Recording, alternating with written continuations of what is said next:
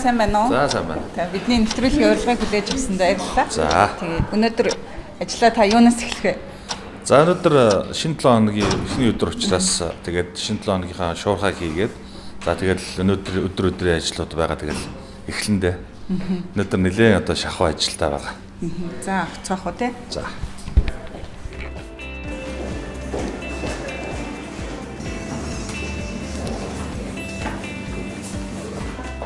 Өглөө ер нь та хэдэн цагт тусдаг вэ? За би өглөө нэг 7:30 гээл босдөг. Ажил дээр ирэхэд яг 8:40 мөч гээл хөрөөд ирдэг. За тэгээд л сонингоо гарчиглал тэгээд өдрийнхөө төлөвлөгөөтэй танилцаал тэгээд шуурхай болдог. Тэгээд шуурхайгаа хийгээл тэгэл бужигнээ авчдаг ажил. Тэгэхээр захим орчинд ер нь та хэр идэвхтэй би бас таны пэйж хуудсыг харж байсан. Нилээн мэдээлэл бол цаг тухайд нөгөө л явд юм байл л дээ. Захим орчинд бол ерөнхийдөө донд зэрэгэл гэж хэлнэ дээ.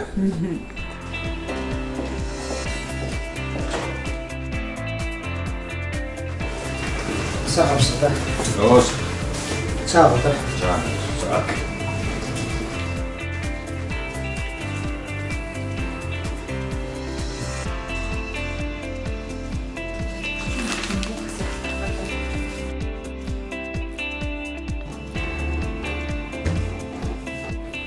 Өнөөдөр ажлын төлөвлөгөө танилцуулдаг. За өдөө эсвчээс шуурхатаа хэрэг газрын удирдлагууд шуургаад орно. Ордон дээр нарантай гишүүнтэй уулзалт тавуулсан байгаа. Тэндээс гараад Төв аймгийн намын байрны нээлтний урилга ирсэн байгаа тийшээ явна.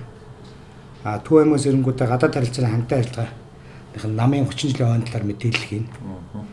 Эрүүл мэндийн зөвлөлийнхэнтэй уулзалт тавуулсан байгаа 2 цагаас. Тэрний дараа ардсан оюутны холбооныхаа ирж танд төсөл танилцуулах юм. Тэрний дараа зам тээврийн харилцаа холбооны бодлогын зөвлөлийнхэн 15 цагаас хурал заалтсан байгаа. Ардсан залуучны холбооны танд мэдээлэл хийнэ гэсэн. Тэр захин мөртөө захин үнэлгээний талаар мэдээлэл хийх юм байл л. Тэрний талаар таны бичгүүнтэй чиглэлдээ тавьсан байгаа. Тэгээд цаг авсан иргэдтэй уулзах иргэдийн цагийг авсан байгаа. Өөрөөр Чехословак улсад суралцж байсан оюутан залуучууд юм донд юм бильярдны тэмцээнд байгаа. Тэгээд өнөөдрийн ажлын За.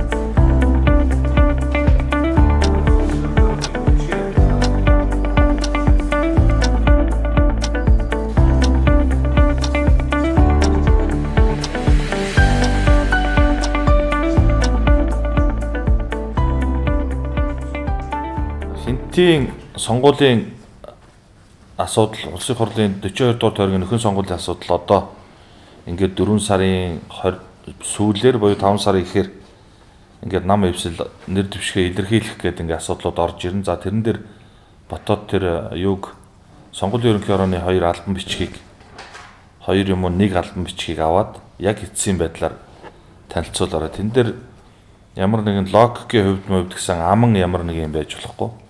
За хоёрдугаарт нь тэр үзэл баримтлалын сургагч багш бэлтгэх хамгийн анхны сургалт болно.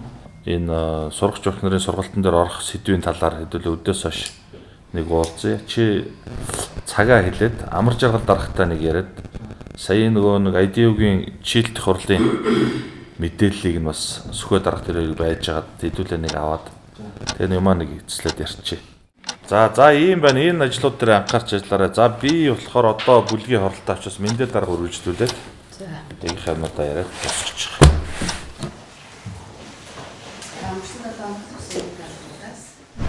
Шуурхаан дээр нөхөн сонгуулийн асуудал яригдэж байна. Тэгэхээр энд ямар оролцоотой оролцох юм?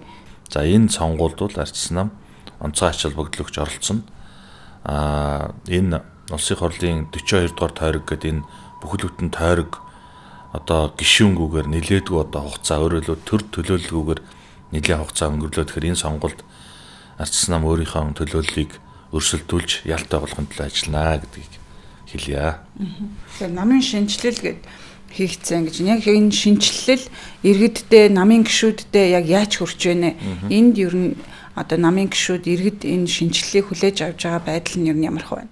Шинжилэлтээр үндсэн одоо 3 зорилго чиглэл тавьж орсон. За энэ юу гэхээр гишүүн төвтэй ийм нам болох зорилго тавьсан. Энэ хүрээндээ өнөөдрийн хүртэл бүх асуудлаа шийдэд явж байгаа. Одоо намын дарга, бүх шатны сонгуульд гишүүд, за тэр байтугай ерөнхийлөгчд нэр дэвшигчээ хүртэл бүх гишүүдээс асуудаг. За дээрэс нь бас манай нам дотор нэг хэсэг хугацаанд гацаад байсан энэ намын дотоод одоо эргэлтийн сонгуул буюу артацийн сонгуулийг бол байнга цаг тухайд нь ингээ явуулж байна. За хоёрдугаарт нь бол ерөөсөө бодлогын нам болёо гэдэг ийм зорилго тавьсан. Юу гэхээр улс их оронд иргэд рүүгээ чиглэсэн бодлогыг маш зөв зүйтэй бодлогыг маш сайн шүүлтүүрээр шүүж ингэж гаргаж ирээд түүнийг одоо бичиг баримт болгоод за эндээс хамгийн одоо сайн гэсэн одоо бодлогоодыг бид нар бүгдийг нь одоо цэгцтэйгээр арчилсан намын мөрийн хөтөлбөр болгож ард иргэдэд танилцуулаад ингээд энэ мөрийн хөтөлбөрөөрөө сонгуульд орж хэрвээ одоо ялт байгуулах юм бол цаашдаа баримталж ажиллах гэсэн ийм одоо зорилготой. За гурав дахь нь бол ер нь ардчлал гэдэг энэ одоо тогтолцоо цаашдаа Монгол оронд хөгжөөд явах юм бол улс орн маань ямар болох юм, иргэн ямар болох юм. Тэгээд эцээцэд үр дүн ямар байх юм гэдгийг бид нар энэ үзэл баримтлалын шинжилэлээрээ нэлээд сайн томьёолж өгсөн. Тэгээ одоо сүүлийн үед бас энэ эрх баригчдын зүгээс явуулж байгаа энэ харлуулах бодлого, за дээрэс нь ардчлалыг одоо муу, буруу тогтолцоо мэтээр ойлгуулах гэсэн ийм одоо бүхэл зүйлийн сорилтууд бидний өмнө тулгарч байна. Тэгэхээр бид нар ямар ч тохиолдолд баруун төвийн үзэл баримтлал дээрээ өөрөөр хэлбэл хувь хүний одоо эрх чөлөө, улс төрийн эрх чөлөө, эдийн засгийн эрх чөлөө, шудраг ёсны эрх чөлөө, үндэсний эрх чөлөө гэсэн ийм одоо эрх чөлөөнүүдийг ард иргэдэд эдлүүлдэг. Энэ нь Монгол улсад одоо оршин тогтнодог энэ одоо зүг рүүгээл тууштай явна гэдгийг бас илэрхийлж байгаа.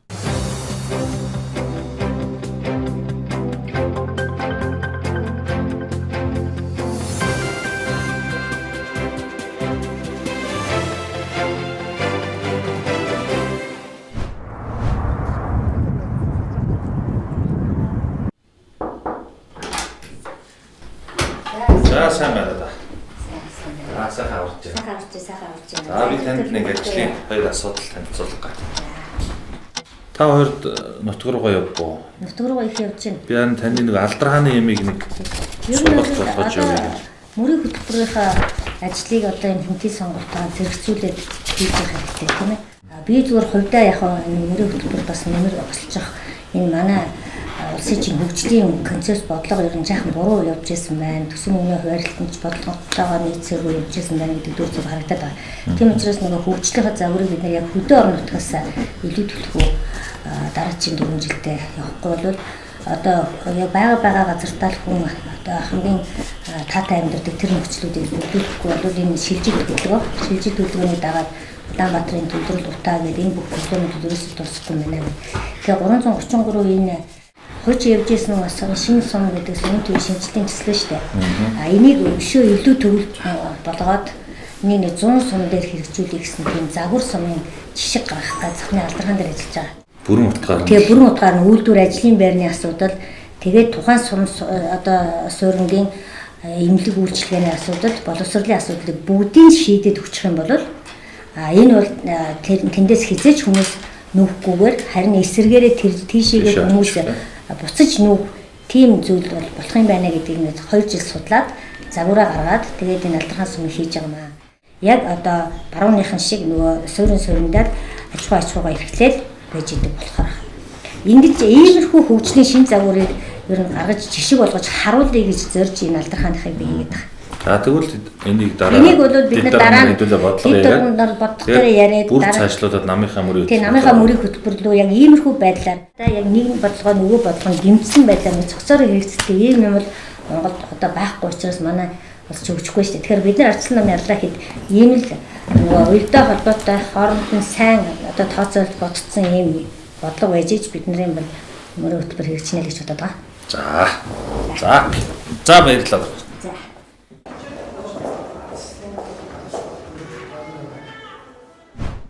Завгүй өдөр нэвтрүүлэг төрийн ордноос үргэлжилж байна. Тэгэхээр өнөөдөр Арчсан намын бүлгийн хуралдаантай байсан. Гэхдээ хойшилж ах шиг байна те. Тэгэхээр энд бас төрийн ордонд орж ирснийх одоо товаан дараагаас бас улс төрийн нөхцөл байдалтай холбоотой хэдэн асуулт асууя гэж бодож байна. Тэгэхээр улсын их хурал тараа гэдэг юм эсэргүүцлийн жагсаал саяхан болж өнгөрлөө л да. Тэгэхээр тэр жагсаалын одоо үр дүн ямар хөө байна?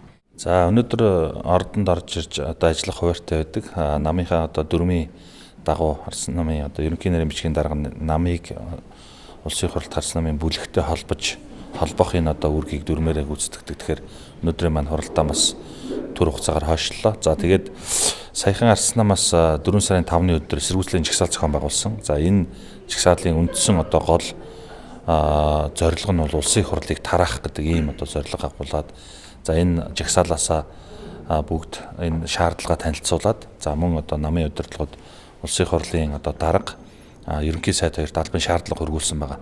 За үндслэл нь бол тодорхой. За тэгээд өнгөрсөн одоо хугацаанд ч гэсэн та бүхэн мэдж байгаа улсын хурлын Арчсан намын бүлгийн гишүүд өөрсдөө улсын хурлыг тараах шаардлага тавьж одоо гарын үсэг цуглуулж 15-6 гишүүн ингээд зурж явж исэн. Тэгэхээр яагаад тараа гэж байгаа вэ гэхээр 60 тэрбумын схемээр бүрдсэн. За тэгээд энэ нэг 52 орчим гишүүн энэ жижиг дунд үйлдвэрийн зээлтэй холбоотой асуудалд одоо холбогдсон. За дээрэс нь мөн одоо эрх хөрөгч хүчин бол өнөөдрийн одоо ард түмний амлж гарч ирсэн сонгуулийн амлалт мөрийн хөтөлбөрөөр огт хэрэгжүүлэхгүй байгаа учраас ингээ ажиллаа хийж чадахгүй байвал одоо тараа гэдэг ийм шаардлагыг тавьсан. Дараагийн одоо сонгуулийг зарлж энэ чаддаг улсууд нь ажиллаа хийх гэдэг энэ шаардлагыг бид нар хөргүүлсэн байна. Тэгэхээр улсын хурлын гишүүн Батсандан болд нарыг намаас хөөх шийдвэр гаргасан. Тэгэхээр энэ бас шинэ дүрмэндээ яаж тусгасан байдгийг зарим нь бол эсэргүүцэлтэй хандж л ах шиг байна л да.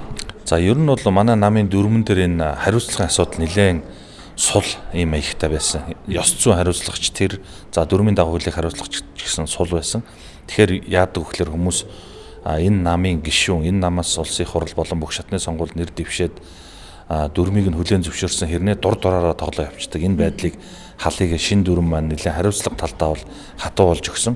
За энэ хүрээндээ ч гэсэн бид нар энэ намынхаа одоо бодлого шийдвэр өөрөөр хэлбэл намын улс төрийн зөвлөлийн шийдвэрийг дагаагүй эсрэг одоо байр суурь илэрхийлсэн гишүүдтэй хариуцлага дүрмийн дагуу тооцсон.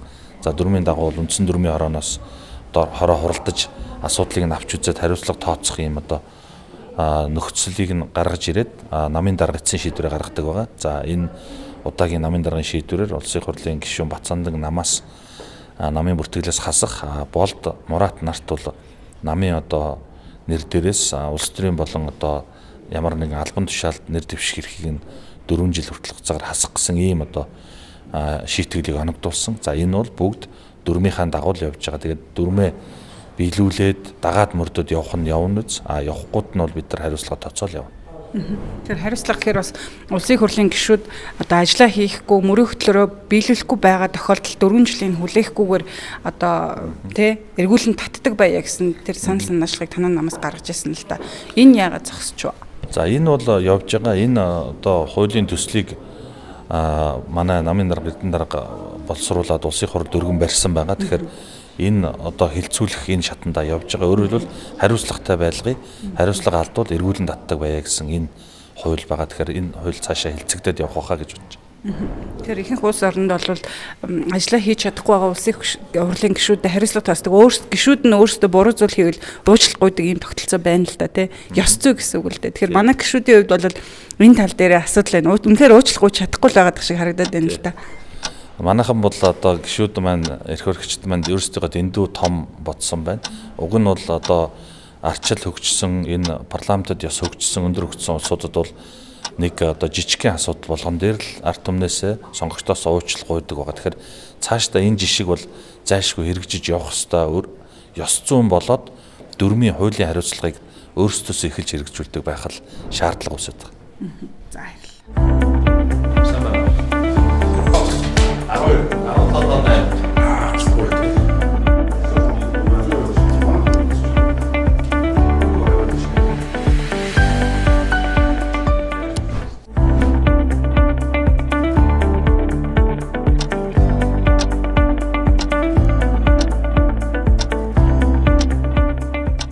Тэнд өнөөдөр 3 үндсэн ажлын талаар танилцуулах гэж оролцсон оюутны холбооны багийнхан маань ирлээ.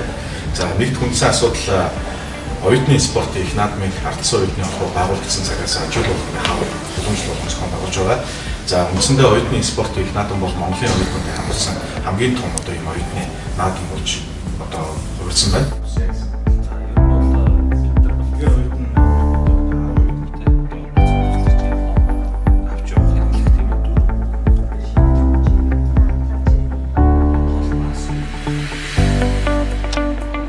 За та яг ажиллаж гэсэн амжилт хүсье. За.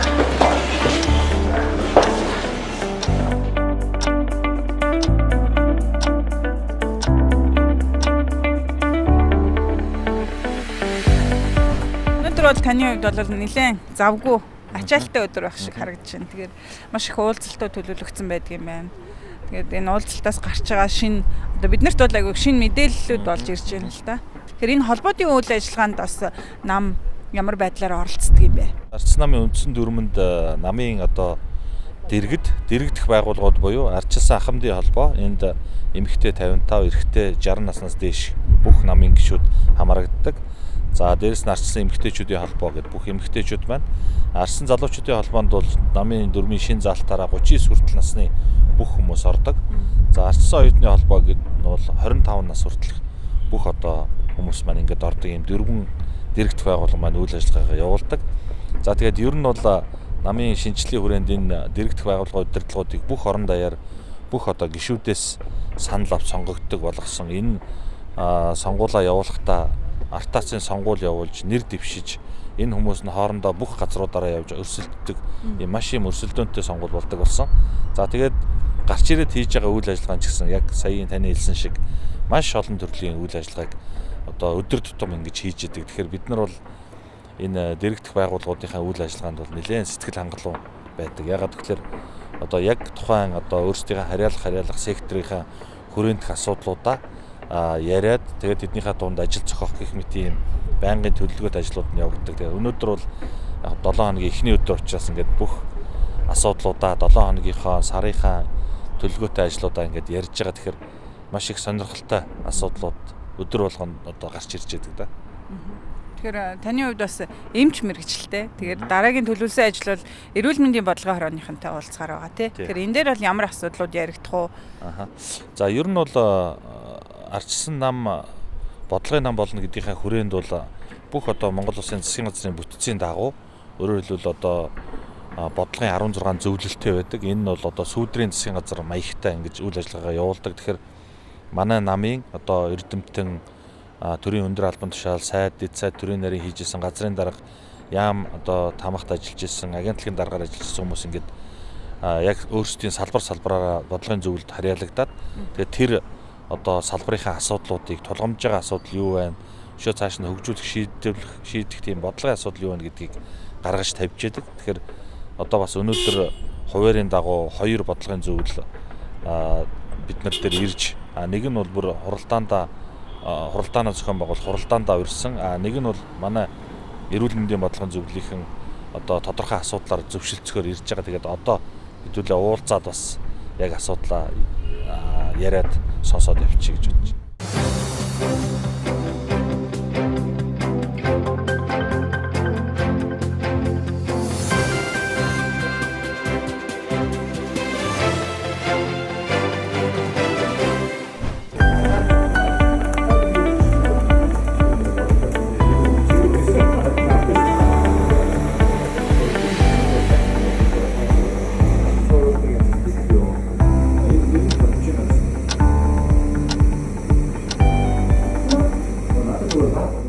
Дараагийн бодлогын зөвлөлийн хуралдаанаар аль асуудлыг орох уу, ямар төвшөнд ярих уу, чи нэг тэрийг хэлээ танилцуулчих та. Тэгээ дараагийн бодлогын зөвлөлийн хурлаар энэ эм хоолнос вакцин шин технологитой холбоотой миний хариуцсан юм. 8 дугаар асуудал ярих юм байна те. Тий. Сүүлийн үед хүмүүс их бухимдалтай болсон билээ. Нэмийн үн бол талийлаа. Одоо нөгөө даралтны эмээ авч ууж чадхаа байлаа.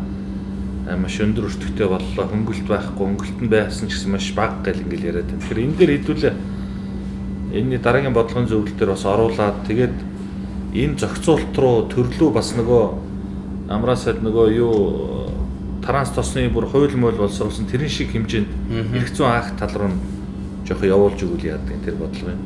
Тэгээд энэ дээр эм ханган нийлүүлэхийн өөрсдийнх нь нэмэлт үн орцсон дээр нь эмийн сангийн өөрийнх нь нэмэх ёстой нэг процент байгаа юм л да. Тэгээд тэр процент бол одоо хувь бол манай Монголд асар өндөр байгаад байгаа юм. Хэлдэг. За ер нь бол хамгийн одоо дээдл нь нэг 10% хавцаал байд юм уу да. Гэтэл манайх бол одоо бараг 30-40% болсон байна. Зарим хувьд 50% нэмж байгаа шүү дээ. Эмийн сангууд энэ дээр бол ямар ч одоо хяналт тогтолцооны ямар нэгэн хяналтгүй л ингээд явж байгаа. Тэгээд энэ олон эмнүүд Монгол улсад хүссэн үнээрээ орж ирээд байдаг. Энэ болон дээр бие даасан өөрсдийн бодлоготой байхаас өөр ямар ч гарцгүй юм байл л дээ. Гадны олон байгууллагууд тэгж зөвлөсөн байдаг юм байлээ. Монгол улсад бол эмийн үн дээр бол тусгай бодлого хэрэгтэй юм байна гэж. За тэгвэл хэдүүлээ дараагийн уралдаараа яг энэ эмийн үнийн бодлогоо тэгээд бас энэ эмтэй холбоотой зохицуулт юу вэ? Тэрийг судлаад ярилцаад тэгээд ер нь цаас болгох тал дээр нь ажиллаад тийм ээ. Тэгээд энэ зохицуултыг хийхэд төр ямар зохицуулт хийх ёстой гэдэг талд нь хийхгүй бол одоо манайх гэхтэл одоо би 2 хөгшөндөө авч өгдөг даралтны эмийг ингээл нэг 3-4 сар тутамд л үн ингээд нэмэгдээд байгаа байхгүй. Багаар тий. Багаар тэгээд нэмэгдээд одоо бол маш өндөр үнэтэй болсон гэсэн. За тэгвэл их чинь цаасаа бэлдээд ороод ирэх үү? Тэгээ. Та ч гэсэн ерөнхийд нэг мониторинг хийгээд тийм ээ. Тэгээ.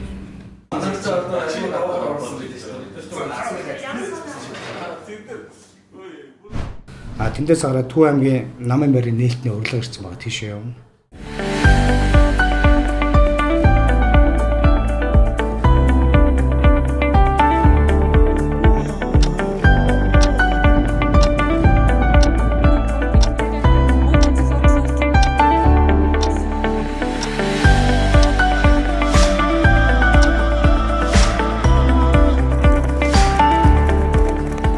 Тэгээд 100 мод төвд ийм сайхан одоо шинэ өргөөнд манай аймгийн нам үйл ажиллагаагаа хийж байна гэдэг нь бол бас нэг ахиц дэвшил шинэ өнгө юмаа гэж ингэж харж байгаа.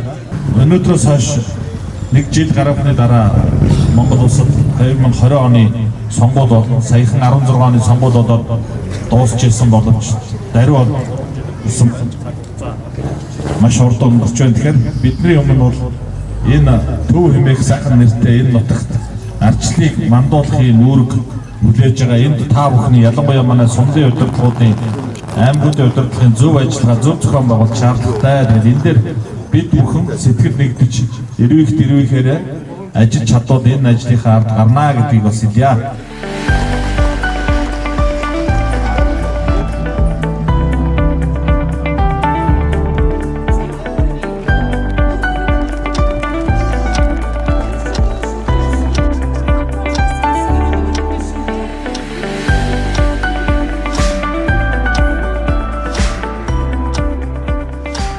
Төв аймгийн ардчилсан нам шинэ байрныхаа нээлтийг хийж байна. Орон нутгийн одоо намын бодлого үйл ажиллагаа ер нь ямар явж байна, идэвхтэй байж чадчихэв нөө. Энэ тал дээр бас та ерөнхий нарийн бичгийн даргын хувьд бас ямар хангалттай байна. Намынхаа дунд бол анхан шат руу маш их анхаарч ажиллая гэдэг ийм зорилт тавьж ажиллаж байгаа. Тэгээд энэ ажлын хүрээнд өнөөдөр манай Төв аймгийн ардчилсан намын одоо шинэ байр 100 мод одоо суманд нээлттэй хийж байна. Тэгээд үүнийг дагаад бас цаашдаа манай одоо сумдын намын байрнууд жишээлх юм Төв аймгийн Мөнгөн морь сумд гэхэд бид хэд намын байрны ажил Баян цагаан сумд гэдэг ингээд байрнуудаа үргэлжлүүлэн одоо ашиглалтанд оруулаад явна. Тэгэхээр ер нь бол аливаа намын хувьд энэ гишүүд орж гарч явах, за дээрэс нь иргэд орж ирж санал бодлоо хэлэх, янз бүрийн сургалт семинарт хамрагдахад энэ байрны асуудал маш чухал байдаг. Тэгэхээр энэ хүрээнд бид нар өнөөдөр энэ аймгийнхаа намын байрыг нээгээд байж маш одоо сэтгэл өндөр байна. Сая энэ нээлтэн дээр бас нэлээд олон гишүүд шинэ гишүүд намд эсэж үнэмлэхээ гардаж авж байна л да. Үүнтэй зэрэгцээд бас өнгөрсөн 7 хоногт хэдэн гишүүд намаасаа гарлаа гэсэн юм мэдээлэл хүртэл хийжсэн. Тэгэхээр энэ намын энэ шинжилгээний бодлогыг ер нь яг гишүүд маань өөрсдөө яаж хүлээж авч байгаа. За ер нь бол манай намын одоо үе таалга бол бүх одоо манай намын дүрмийг уншаад хүлээн зөвшөөрсөн. Бидэнтэй үзэл баримтлал нэгтэй бүх хүмүүст одоо нээлттэй байгаа. Тэгээд саяхан бид нар намын 9 дугаар хурлаар намынхаа үзэл баримтлалыг баталсан. Тэгэхээр энэ шинэ одоо шинчилж найруулсан үзэл баримтлалыг маань бас хүлээн зөвшөөрөөд гишүүд нэлээд олноороо манай намд одоо элсэж байна. Энэ намд орж элсдэг процесс бол өдөр болгоно л байнга ингээд намын байруудаар анхан шатны нэгжүүдээр явж яадаг ийм процесс. За мэдээж бас бидний хувьд бол ард иргэддээ өөрсдийнхөө үзэл бодлыг чөлөөтэй илэрхийлэх, сонголтоо өөрсдөө хийх эрх мэдлийг нь анх одоо олгож исэн ийм намын хувьд бол хүмүүс бас гарах нь бол тэр хүмүүсийн өөрсдийн одоо сонголт шийдэл байдаг. За тэгээд бас орох бидний игнэнд нэгтгэн ч гэсэн энэ хүмүүсийн одоо шийдвэр байгаа. Тэгээд өнөөдөр манай намын одоо игнэнд бас ахмадууд орж ирж байгаад би бас хувьяасаа их баярлж байна. Яг тэгэхээр ахмад хүмүүс бол бүх одоо зүйлд уул суурьтай нэлээд тийм одоо прагматик байдлаар ханддаг. Тэгэхээр ийм хүмүүс намын энэ шинжсэн үзэл баримтлалыг сайн болж, давуу болж, зөвшөөрч ингэж орж ирж байгаад бол талархаж байгаа.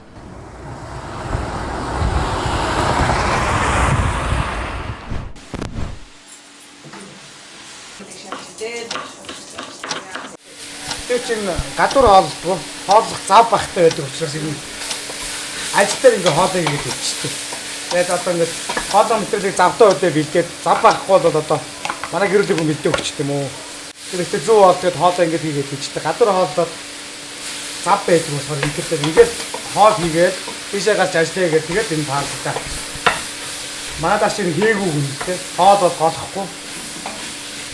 Тэгээд би өөрөө нухтаа одоо хийгээд өгөхөд дагаад идчихдэг.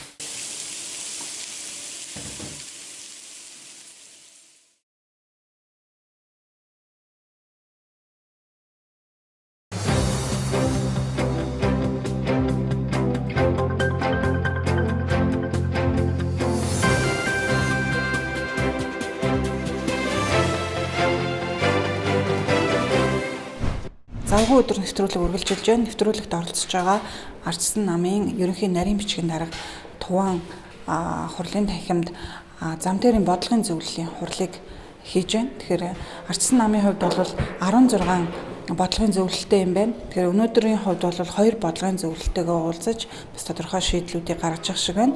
Бидний нэвтрүүлэгт анхаарлаа хандуулна.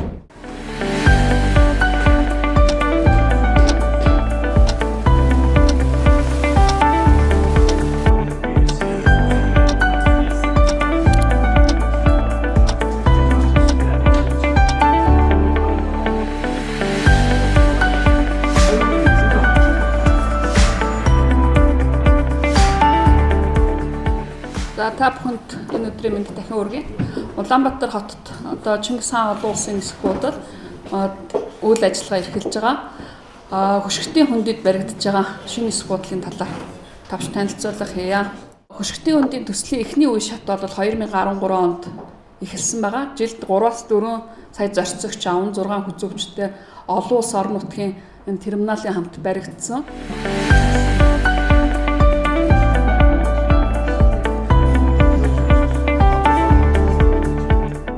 Энд чинь уг нь 13 онд манай засгийн үед анх те шавын тавиад эхэлсэн те. Тэгээд миний санаж байгаагаар бол 17 онд ашиглалтанд оруулж дуусгана гэдэг. Бар 17 оны эхний агаст 1 сард те. Одоо өнөөдөр 19 оны хавар те.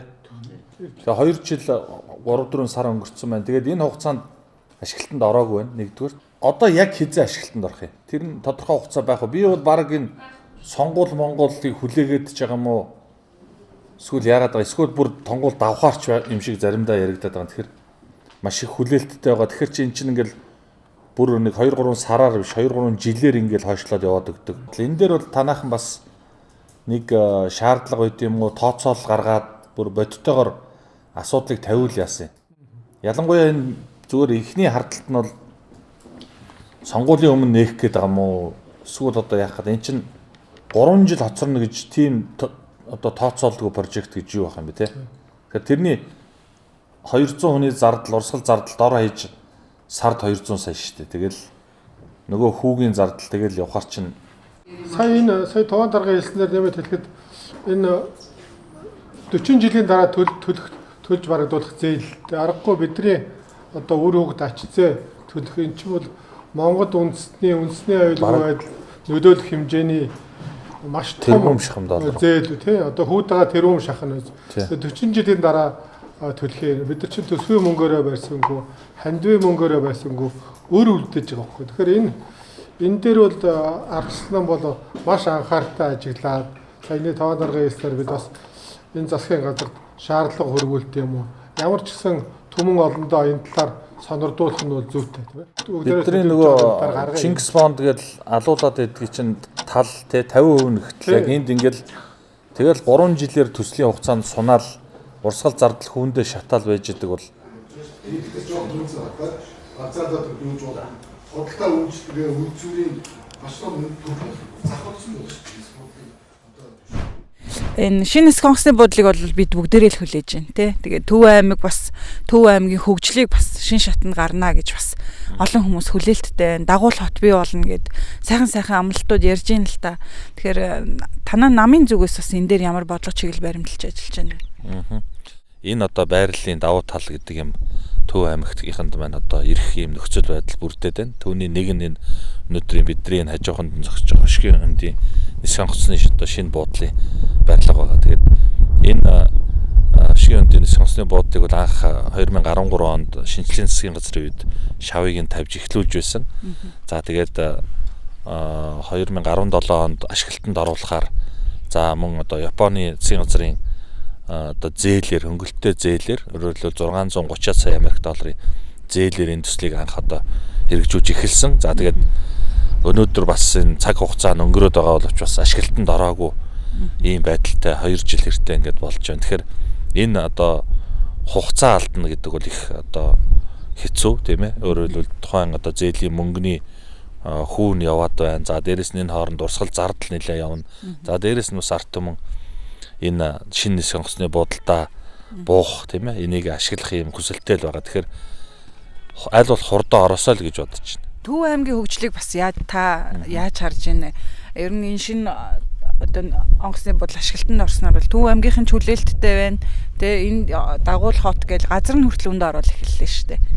За энэ Богдөнжин гарав уулын маань өвөрт манай Төв аймаг байгаа. Тэгэхээр энэ хөшгийн хөндийгээд энэ сайхан хөндийд энэ нис сонгоцны буудал ирсэн. За тэгэхээр энэ нис сонгоцны буудлыг дагаад бол одоо бүхий л улс оронд дагуул хот бол үүсдэг. Одоо бидний монголчуудын хамгийн сайн мэдэх бол Солонгосын Инчоны нис сонгоцны буудлыг дагсан тэр Инчон хотын хөгжил байна тийм ээ. Тэгэхээр энэ нис сонгоцны буудлаа дагаад Aero City гээд одоо цаашдаа хөгжөөд энэ буудал дагсан хот хөгжих юм төлөвлөгөөтэй байгаа. За дээрэс нь бас яг энэ аймагасаа цаашлаад Майдар хот өнтер гээд нэлээд тийм ирээдүйн хөгжил бол Төв аймаг руу хөгжинэ гэж ингэж харж байгаа. Тэгэхээр манай Төв аймагчууд бүгд энэ одоо сайхан бүтээн байгуулалтанд оролцож байгаа. Энэ бүтээн байгуулалтыг бас хүлээж байгаа. Тэгэхээр би ч гэсэн бас нутгийнхаа аймгийнхаа хүмүүсийн нэгэн адил энэ бүтээн байгуулалтыг хурдаа ороосоо гэж яарч байна. За тэгээд энэ дээр тэр эзэмшлийн асуудал цаашдаа одоо энэ буудлыг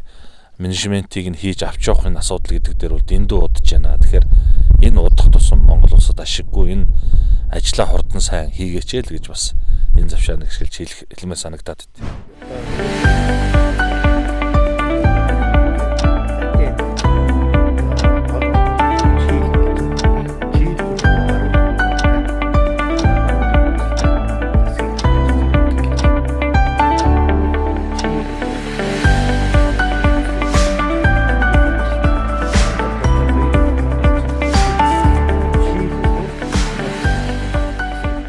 Олон улсын ардсан холбооны гүйцэтгэх зөвлөлийн хурал жилд одоо 1-2 удаа тогтмол болдог.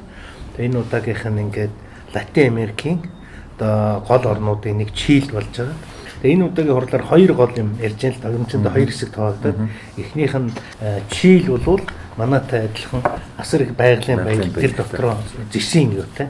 Тэгээд тэр бол байгалийн байдлыг зөв ашиглаад хөгжлийн аюул бол өндөр түвшинд одоо яаж хөрж болдгийг амьдад одоо бодит жишээ болж харуулж байна. За хоёрдугаарт нь Венесуэлийн одоо асуудлыг тэнд тусгайлан хилцсэн. Венесуэлээс одоо бүр нэг парламентын гишүүн. За тэгээд тэр одоо энэ эвлэрүүлэх комиссийн дарга тийм эмэгтэй нууцаар их орноос нууцаар гарч явган нуцхан явж ийж өөр Колумб улс ороо тэндээсээ одоо унаан цууж энэ хуралд ирж оролцож байгаа. Тэгээ тэр хүн эмэгтэй одоо Венесуэл болсон явдлыг ярьж байна л да. Тэгээ тэр нэг Монгол холбоотой нь юу гэхээр 20 жилийн өмнө Венесуэл ямар улс байсныг та нар мэдж байгаа. Тэгээд энэ тэр үед одоо энэ популист энэ Хуго Чавес гэж хүн гарч ирээд ард түмний төлөө ядуу хүмүүсийг төлөөлдөг биднийг одоо энэ гадныхан мүлжижийн гадны өрөнгө оруулалтыг зайлуулна бүх юмыг улсын мэдэлд авна ард түмний одоо өдөн татна гэдэг амар тийм популизм юу яриад зас ирэхэнд гарч исэн. Тэгээд сөрөг хүчнээ дарж эхэлсэн. Тэр үед одоо бид нэр Америк болоод хөгжингөө орнд хандаж өсөлт тавьж исэн. Энэ ингэж цаашаа болохгүй. Энэ ингэж магмах явсаар хагаад сүрдээ болохоо байх юм байна шүү гэдгийг одоо тэр үед анхааруулж хахад тэр үед одоо хангалттай одоо авч үзээгүй. Энээс болоод 20 жилийн дараа одоо юу болсон гэвэл улс орон бол үнэхээр байхгүй болсон. Мөнгөнийх нь одоо ханшин хэдэн 100 мянган унтсан тий. Тэгээ эдийн засаг нь будаа болцсон. Одоо хотууд нь одоо хүн ам нь усны хангамж байх ажиллагаа байсан. Эмнэлгийн ажиллагаа байсан. Зөвхөн юу биш, тог биш одоо ийм байдалтай болсон. Одоо 4-5 сая хүн энэ хажуугаар улс орнууд дөрвөөд гарцсан. Тэгээ одоо асуудлыг шийдэх гэхээр зэрэг одоо игүүл иргэний дайнаар шийднэ. Одоо эсвэл их одоо их сайн ярьж ивэр шийдэх нэг арга байна. Одоо энэ төлөө бид нэр ажиллаж байна. Одоо иргэний дайны яг ирмэг дээр байна. Энэ бол зөвхөн нэг орны асуудал биш, энэ бүсийн асуудал. Дээрээс нь хэрвээ том орнууд Орос, Хятад ингээ Америк орцох юм бол энэ дэлхийн хэмжээний юм хямрал болохоор ийм байдал үүсчихэд байна гэх.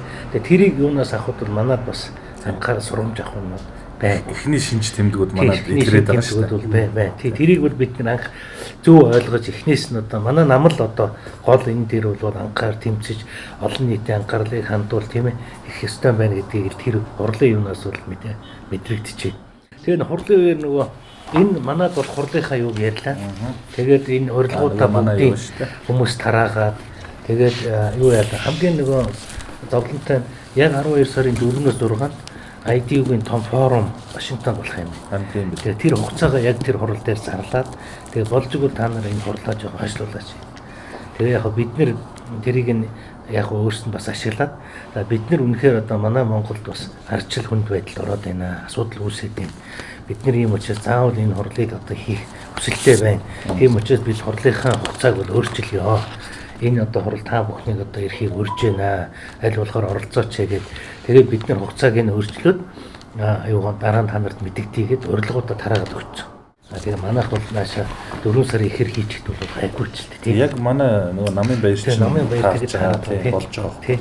Тиймэрхүү яриа өөрөөтэй боллоо.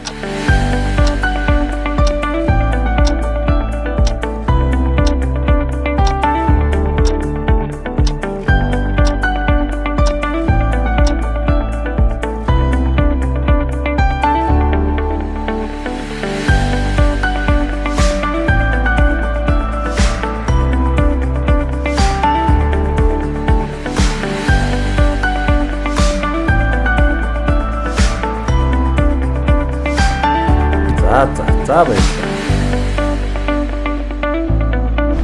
Намын 30 жилийн нэлээд олон асуудлууд яригдчих шиг байна. Тэгэхээр нам бас энэ хугацаанд намын дүрмийн шинжиллийн давалгаа гэд нэлээд олон аянууд үргэлжлээд явж байгаа шиг байна. Тэгэхээр энэ талаар хоёлаа царайгаа эхлэв. 1989 оны 12 сард Монгол оронд ардчилсан хувьсгал анх одоо өрнж ялж байсан. Тэгэхээр энэ одоо түүхэн 30 жилийн хойг энэ жил бид нар тэмдэглэх хүрээнд энэ жилийн маань бүх ажлууд төлөвлөгдсөн байгаа. За тэгээд бэлтгэл ажлын хүрээнд нэлээдгүй ажлуудыг бид нар хийж байна. За мөн одоо намын 9 дугаар их хурлаар үзэл баримтлалаа шинжилэн баталж чадсан. За энэ үзэл баримтлалынхаа одоо танилцуулга сургалтын арга хэмжээнүүдээ явуулна. За мөн энэ жилийг бид нар залуучуудын хөгжлийг дэмжих жил болгож зарласан байгаа. Тэгээд энэ хүрээнд 5 бүс нийслэл гээд нийтдээ 6 бүсийн одоо чуулганыг зохион байгуулна. За мөн өнгөрсөн жил Монголоо сонсъё, гишүүдээ сонсъё гээд 2 том үндэсний аяныг зохион байгуулсан. Тэгэхээр энэ аяны үргэлжил энэ жил энэ хавар энэ одоо намар бас дахин үргэлжлэнэ.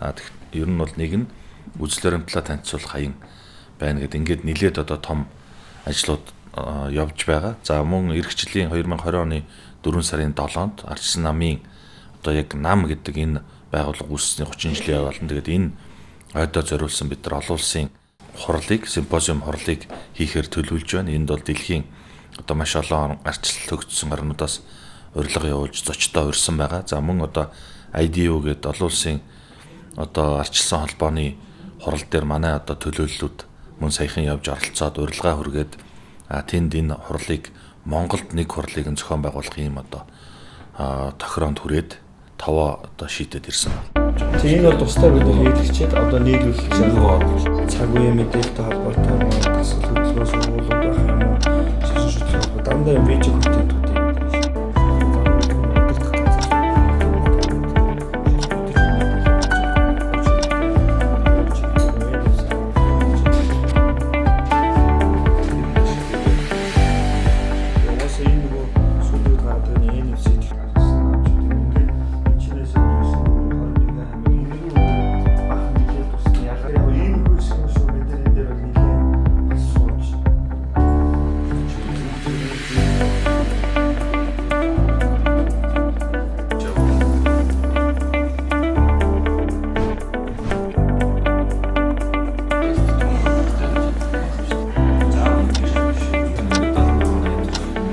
нэг гişгчнэр одоо менежерүүдэд зориулсан нэг өдрийн нэмэлт модулт ийм сургалтыг зохион байгуулах.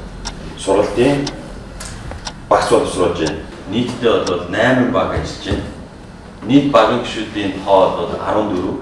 Ажиллаж байгаа баг нь бол жижиг багуудаар бол 8 баг. Хамгийн ихнийх нь бол өдөртөр. Тэгээд тэр сүүлийн дүгнэлт хэсэг хоёр бол үндсэндээ бол энэ сургалтын эхлэл төгсгөл хоёр одоо бүгдийг нийлүүлээд батсаж байгаа гэсэн нь. Гаачир нөгөө юунууд чи ямар юм байна? Сургалтын гарын авдаг материал. Одоо энэ чинь дараа агуулга тодорхойлох ажлуудыг бүгд хийж дуслаа. Гэхдээ энэ ингээд 3 үндсэн бодлогууд манай акцны үйлчлэгүүд ч нэг суур зарчим болон бодлого гэрцсэн байгаа шүү дээ. Тэгэхээр суур зарчмуудын хүрээнд ямар яг төрхөө ойлголтууд хүмүүс яг гүйцэд ойлгох хэрэгтэй. Тэрийг ойлгохгүй бодлого руу яваад очих нь яах юм гэдэг дээр. Хоёрдугаар намаас гэсэн гол даал сургалт юу гэхээр лекцийн болон ийм сурганы хэлбэрт огт байхгүй гэж сүүлийн хугацаанд тайлсан. Тэгэхээр тэр бол интерактив буюу шинэ хотуудтай бүх хүмүүс оролцоотой явуулах зөв сургалтын материалууд бэлтгэж байгаа. Нэг л юм ерөөсө санаа зовоод байгаа нэг юм болохоор саяны комик маягаар нэг тайлбарлана. Хоёрдугаар нөгөө яг энгийн хүнд ойлгохоор маш товч тодорхой мессежнүүд л тэрэн дээр л чи тэр гарцсан. Ямар юм видео юм уу комик юм уу? Комикс. Окей, тэгвэл санаа нэг л байна шүү дээ. Комикс. Одоо энэ ер нь одоо 27 оны дараа дуусчин зохиол нь гарцсан.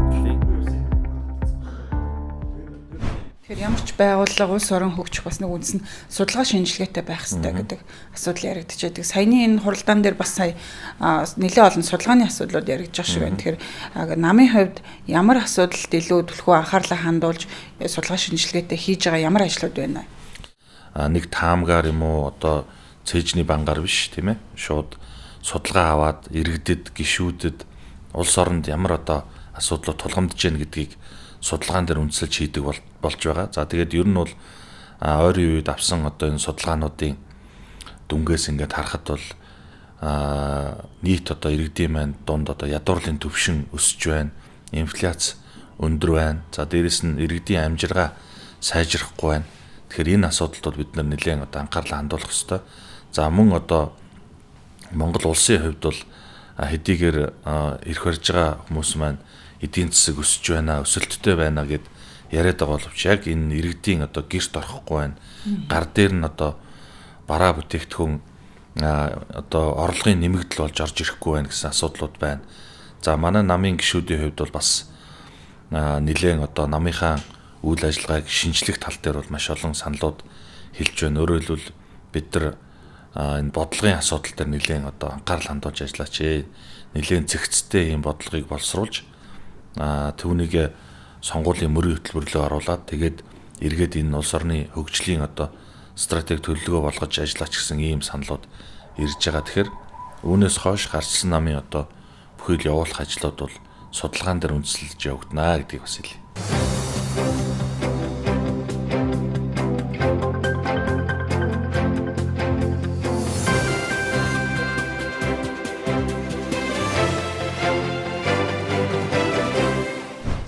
Таран сайхан орж байна. Сайхан орж байна. Таран сайхан орж байна. Оо сайхан. За нутаг орноор хавржаа. Сайхан. Одоо Монгол цагаан орох нь уу? Болоогүй. Одоо цасгүй л хэцүү. Харин тийм ээ.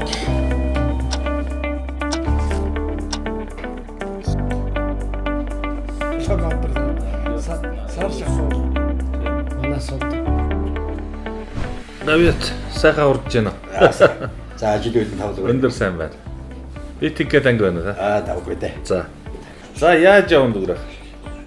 Би нэг хэдэн ном бичсэн юм байгаа. Бичиж орчуулсан. Таны нэг алдартай номнууд. Алдартай номнууд.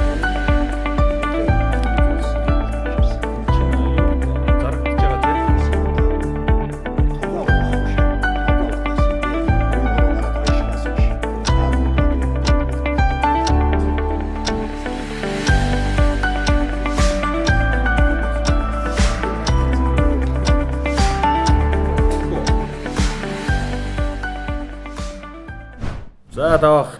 Тархан сайхан урдж байна уу? Сайхан урдж байна. За. Би тинхэд анги сайн. Сайхан байна. Чиний ажил төрөл сайн уу? Йоо сайн байна. Энэ хавьд гэр явж ирсэн чи хари юу юу. Амаа гэж байна гэж. Хараад ирсэн би. Харин та тэр чи ойр таараагүй. Морь малны ажилтал. Морин дээр. Уралдаанд үлдээ. Сайн байна. Сайн байна. За тэгэл байна. За морд хэр хөдөлгөөн хөл хөнгөн байна. Яахын бас юу яаж вэ? Хөнгөрөх ихтэй байна. За. Энэ өнгөрсөн хаварч бараг уралдаангүй шүү дээ. Харин тийм ээ. Уяамар ч аа. Уяамар тэнд очсон. Тийшээ бичээ бариад тэнд очсон. Чи чинь гоо холоод захтай юу л багтаа ирэх. Тий. Нөгөө холоод шүдлээ гэтлээ. Тий, шүдлэн унсад. Тий, шүдлэн унсад 3-аар давхсан. Одоо хэд настай? Одоо тэр чин 7-тай азраг. Оо за. Тий, одоо гүү хураагаад энэ жил өнжөнө. За. Ирэх жил ойн. За. Тий, энэ жил одоо гүү айхт үе шүүлж байгаа юм да. 7 настай гэдэг чинь хүнээр бол 25-ны жил орж байгаа. Харин тий, жил орж байгаа тэр өнжөөж байгаа. Тий, сайн байна. Би нэг энд нэг хуралтай. Тэр хурал руу нэг орчиход гараад бай. Би тэг онтооч ганцаараа суух юм. Гээ одоо тэгээд би удахгүй. За тэгчгээ гараад. Тэгээд манай тоо ер нь тийм эрүүний сайхан жодогтой л дээ. Сайхан бас годлоо айлтгүй. Их тоглог сайхан. Бас төрийн хүний их ноён нуртай. Би бас бодгийм аа сайхан одоо амьдч чадж байгаа энэ сайхан залуучууд бас сайхан морь үйж хордуулах энэ Монгол үндэстнийхээ нэг том соёлыг хойд үеийн төвчээлэн үлдээх их том хувь нэмэр болж байгаа. Ийм их осод байдаг байхгүй юу? Улстай мосод яас. Юу яадаг байх хийх ажлаас борлуулаад тийм биш. Өнөөдөр бидний энэ их дэлхийн талыг эзэлсэн гэдэг түүхчийн мөртэй холбоотой. Тэгээ би морьд их орсон энэ усууд залуусууд их дэмжих дуртай. Энэ их сайхан зөв юм хийж ойлгодог. Тэгээ манай Монголын морьсоо тоёстой болны тэргүү Ихөөга сайхан бас мөрөө юм ажиахан заваар хэцүүлдэ. Тийм улс төр ч юм бас цаг заав нь хэцүү л ахал та тий.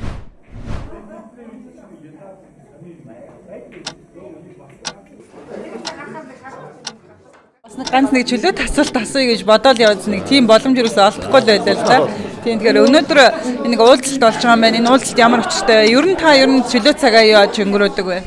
За 1989 онд 10 жилийн сургууль төгссөн. Тэгээд 10 төгсөөд хангаах ухааны их сургуульд конкурс өгөөд тэгээд тэнд одоо тэнцээд Чех улсад хангаах ухааны сургуульд орох хуваар аваад тэгээд тэнд очиж суралцсан. За тэгээд тэрнээс хойш 30 жил өнгөрсөн байна. Тэгээд манай 89 онд тэр Чех улсад тэр үед нөгөө гадаадд оюутнуудыг сургадаг байсан. Тэгээд манай нэг жил очисон хүмүүс жилийнхэн гэд ярьдаг. Тэгээд тэр жилийнхэн маань 30 жилийнхаа хойд дээр энэ Чехэд төгсөгчдийн дунд бильярдны тэмцээн. За тэгээд мөн одоо намар бас нэг намрын уулзалтыг зохион байгуулдаг. Тэгээд өнөөдөр энэ бильярдын тэмцээнийг манай жилийнхэн бид нар хамтраад зохион байгуулж байгаа. Тэгээд энэ одоо арга хэмжээнд бид нар ирээд байна. Тэгээд тэр үед одоо 89 он гэхээр яг Монгол дөрвсөн арчилсан хувьсгалтай Чацуу арчилсан хувьсгал бол Чех, Словак улсууд дөрвсөн төрч зэрэгэлтэй тэр Унгар, Герман улсуудад дөрвсөн. Тэгэхээр энэ арчилсан хувьсгалууд бол яг бидний нүдэн дээр болж өнгөрсөн. Тэгэхээр тэнд сурч исэн арчилсан хувьсгалын 30 жил, манай төгсгчдийн 30 жил гэдэг ингээд том арга хэмжээнд өнөөдөр давхцаад энэ Чехэд төгссөн манай ах нар ингээд бүгд төрөлцсөн ирээд энэ бильярдын тэмцээний зохион байгуулж байгаа. Тэгээд бид нар зохион байгуулагч гэдэг утгаараа бас өнөөдөр энд оролцож байгаа. Тэгээд тэр болгон бас ийм чөлөө цаг зав гардаггүй. Тэгэхээр өнөөдөр ирэхээс байгаа. Яг тэгэхээр маш олон хүн ирсэн. Манайх зохион байгуулж байгаа учраас тэгээд цаг зав гаргаад ирж байгаа юм. Та өөрөө ер нь бильярд тоглодог уу?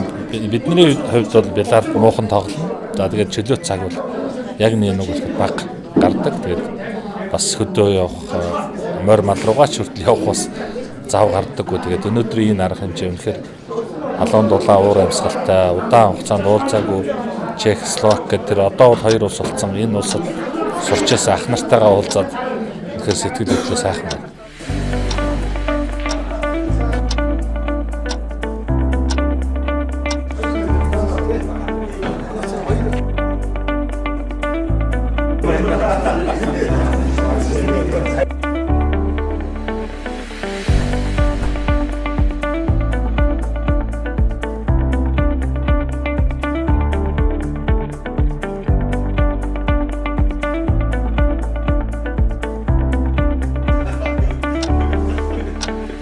Уранга аймгийнхаа Арцс намын дарга Алтан гэрэл дарга. За Уранга аймгаас сонгогдсон улс төрийн зөвлөлийн гишүүн Асаа Аргамартаагаас энэ аймгийн намын одоо ажил байдлын тухай за тэгээ бас аймагт Уранга аймагт хэрэгжүүлж байгаа шинэ Уранга төслийн талаар бас нэг ярилцъя гэдэг ингээд ирсэн юм аа. Тэгээд Алтан гэрэл дарга бас Уранга аймгийнхаа намын ажлууд хэр явж байна.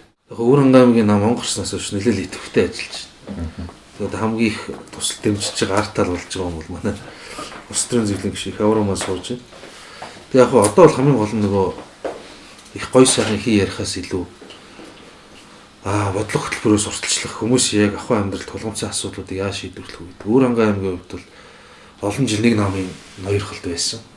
Тэгээд үндсэндээ төрийн албан хаагч нар цүнх барьсан хүмүүс, нам дагсан хүмүүс, олонний нүдэн дээр бизнес эрхлэгчдээс хамаагүй хурдан хүлжид дэвжсэн. Тендер юмнууд нь дандаа булхаал өөртөө болдог. Тэгээд нэг юм төсвийн хөрөнгө оруулалт нэртэй нэг олон тэрбум төгрөг тавьж байгаа. Тэрийг хэдэн компаниуд оруулаад одоо жишээлбэл манай иргэдийн урлын төв нэгтлэгч нөхрийн компани 7-д орчоо тендер авцсан шүү дээ. 7 ч шүү дээ. Тэгээд тэрийг юм барьчаа сүүлд нь гişүүд нэр туу цайжилдаг нэг юм байдал үүсчихдээ. Олонний шудраг шимтэй тэмцэнэ гээл. Тэгээд мэдээж тийм намын өдөрт мэ ажил юм чинь. Тэгэл баяр ёслолтын зөндөл байна дөө. Ажил бол өрнөд явж л байна. Сүүлд бол одоо энэ Уранга аймагт жижиг дундын сангаас зээл авсан зөндөө хүмүүс байгаа. Эднэрийг эсэргүүцсэн Урангач гэдэг уур хилэн өндөр байгаа. Тэгээ бас олуулаа энэ эсрэг нь жагсаал энэ хийсэн. Үргэлжлүүл тэмцэнэ гэсэн нэг иймэрхүү байдалтай л байна даа. Сая тэгээ хамгийн сүүлд яваад уртлын сумдуудаараа яваад руу тий. За гол нь миний хувьд юу вэ гэвэл зүгээр газар үстэй гол нь биш. Ер нь яаж амьдрах юм тий. Яаж нутгийн зам болон энэ яаж одоо энэ малчд тэрс моторын албан хаагч нар тэрс сумуудууд нь ер нь яаж юм ханддаг гэдэг л жоохон тандаж явлаа. Санаа төрсэн зүйл байна. Санаанд төрөөгүй зүйл бас байна. Хүн болгон одоо хөдөө нутагт одоо юу гэдэг ажил амьдрал нэтэрээ гэдэг бид нар хотынхан болон бид бүгдээр ерөөсөө энэ Улаанбаатарт амьдарч байгаа хүмүүс энэ хөдөөний амьдрал гэдгийг ерөөсөө хайцсан юм байна. Миний хувьд бодож байгаа. Санаа жоохон төсмөс хэрэгжүүлдэг нэг төсвийн жоохон юм өгдөг. Тэгээд нэг тийм аар цаар зүйлээр гэж аргалсан тиймэрхүү бодлого явд юм байна. Иймэрхүү асуудал дээр яаж миний зүгээс одоо тусламж шинэ Уранга төслийн хүрээнд яаж одоо гарааны бизнесүүдийг дэмжих гэсэн ийм чиг хандлагуудыг ерөөсөө тандаад ирсэн байна. Тэгээ боломж байна л да. Хүн ингээд бас боломжгүй хүмүүс байна шүү дээ. Тэгэхдээ боломжийг нээдлэн гаргаж өгдөг гаргалгаа нэрдэг. Иймэрхүү юм жижиг дундын бизнесмэнүүдийг дэмжих ёстой байна гэдэг дээр л ойлголт өгж ирлээ. Мэдээж нутаг орон одоо хаврын сайхан цагаараа одоо удахгүй сууцаагаа идэх гээл үсний одоо шинэ оны үзүүр одоо сайхан туяаттай байна. Сайн үеэр шинэ Уранга төслийн зүгээс нэлээд олон хүмүүс сагүйчлалт болгосон. Зарим нь бол тийм ярьж байгаа. Тэгээ одоо уучлаарай би одоо ардын намын гишүүн шүү. Тэг хэлж байгаа юм л үгүй шинэ Уранга төсөл яваад аль нам ч хамаа баг. Хөдөлмөрлөөч тий. Ингээд нэг ямар намаар нь хялаадгүй хөдөлмөр хийснийг дэмждэг. Ийм л юмны төлөв төслийг нь яваад байна. Бид нар яваад байна тайлбарлал. Тэр хүн улаан байна уу зэрэг хамаг олон тэр сумын орнууд хөгжил авчраасаа л гэж хүсэж байгаа. Тэгж л одоо шинэ Уранга төслийн гол цөм тэгж яваад байгаа.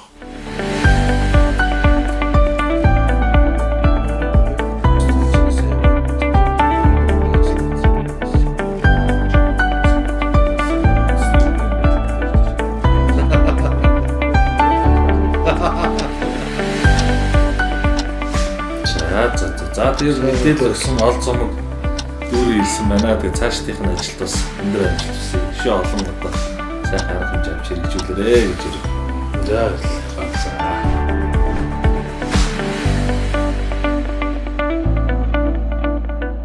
Завгүй өдөр нэвтрүүлгийн маань сурвалжлага одоо 22 цагт өндөрлөж байна. Тэгэхээр таны ажил бол өнөөдөр бол нэлээд шахуу хөтөлбөр төлөвлөгөөтэй юм олон уулзалт төлөвлөгөө давхцсан юм өдөр байлаа. Тэгэхээр бид нар бас үзэгчдэд энэ намын барьж байгаа бодлого чиглэл за намаас хэрэгжүүлж байгаа бодлого үйл ажиллагааны талаар маш олон мэдээллийг мессежүүдийг өгч чадсан байх гэж би бодож байна. Тэгээд нэвтрүүлгийнхаа төгсгөлд бас би танаас арчлалд одоо саад болж байгаа арчлалыг дайсан та бас юу гэж харж байна? Энэ асуултыг бол асуухгүй өнгөрч болмооргүй санагдаад байна л да. За тэгээд өнөөдөр нэг өдөр бас бидэнтэй хамт өнгөрүүлээ. Тэгээд бидний хувьд бол ер нь л нэгд өдөр бол арай илүү байдаг. За бус өдрүүдэд ер нь л тэгээд ачаал ихтэй байдаг доо. Тэгээд маш их одоо ажил гишүүдийн асуудал ингээд зөндөө ажлууд байдаг. За тэгээд би энэ Монголд за арчилсан нам, за удирдлага энэ төр гэхээсээ илүү бид нар өөрсдөө ярихаасаа илүү Монгол гэдэг энэ сайхан улсад маань одоо бий болсон арчил гэдэг энэ тогтолцоо үеийн үед бас байгаасаа бидний үр хүүхдүүдэд хүртлийн тогтолцоо байгаасаа гэж ингэж бодож хүсч мөрөөддөг. За арчилт бол үнэхээр одоо сорилт тулгарч байгаа. Тэгэхээр энэ сорилт бол эрх баригчдын зүгээс сөрөг одоо бидний одоо өрсөлдөгч намын зүгээс биднийг харлуулах юм ажиллагаа маш их явдаг. За энийг бол яг бай бид нар тийсээ даваад гарна. За хамгийн гол нь энэ монголчууд маань өөрсдөө ойлгож энэ арчлаа ойлгож дэмжиж тэтгэж яваасаа л гэж хүсэж байна. За арчлын дайсан бол худлаа амлсан одоо попорсон ийм одоо улс төр хийдэг. Популизм бол арчлын нэг номерын дайсан шүү гэдгийг бас хэлье. За Венесуэл гэдэг улсын талаар та хүн бүгдээрээ мэднэ. Монгол улс бас хэрвээ энэ буруу замаар популизмын гар хит автаад ингэж явах юм бол дараагийн Азийн Венесуэл болоход ойрхон байна. Арчилгүй юм улс болоход ойрхон байгаа шүү. Тэгэхээр миний ард том бас энэ арчил гээд бурхнаас биднэрт өгсөн энэ сайхан одоо зүйлийг тэтгэж хайрлаж одоо ташуурдаж зөв залж яваасаа л гэж хүсэж байна. За баярлалаа таны ажил. За баярлалаа. Амжилт хүсье. Та бүхний ажил.